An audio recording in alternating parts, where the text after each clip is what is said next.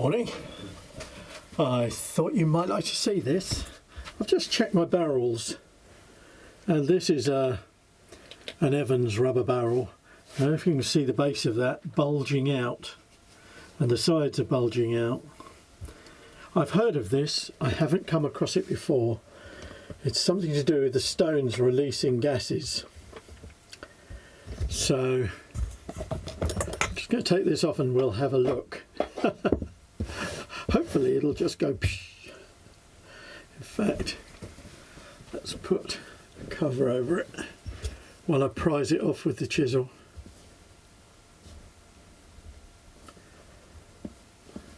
It's not that keen on coming off.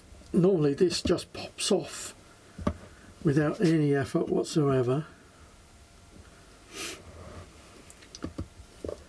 The barrel's very warm, but they often are.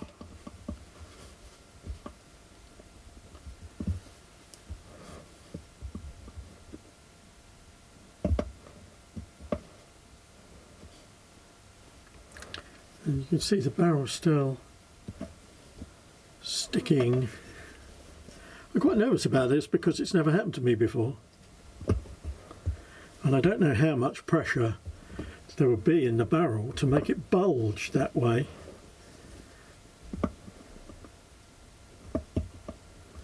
Now that's actually above the level of the nut. Look, it's other.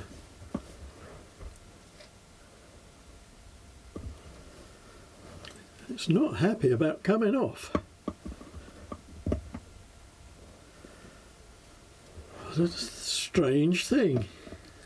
Ah, there we go.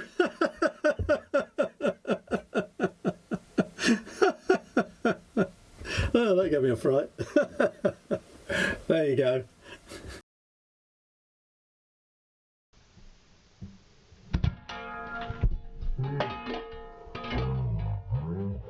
It's doing that because these are the same stones that I just come off my beach. I tumble all the time. I don't think there's anything strange in here. Anyway,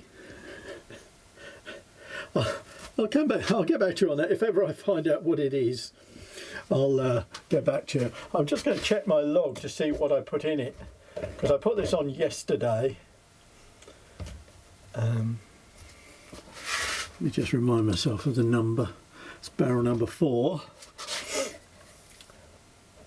So all I put in this was 400 grit aluminium oxide powder, 2.5 tablespoons, and I did put in 1 tablespoon of soap. Now it's quite interesting because the mix, it's only the next morning, is actually quite thick. It's okay, it's perfectly all right, but it's verging on being a little bit too thick, especially so early in the process. So maybe it's the soap that's creating the gas, but truthfully I don't know. So what I'll do now, because this slurry is already quite thick, I'm going to top it up with a bit more water just to thin it up a bit and put it on again, and I'll keep an eye on it.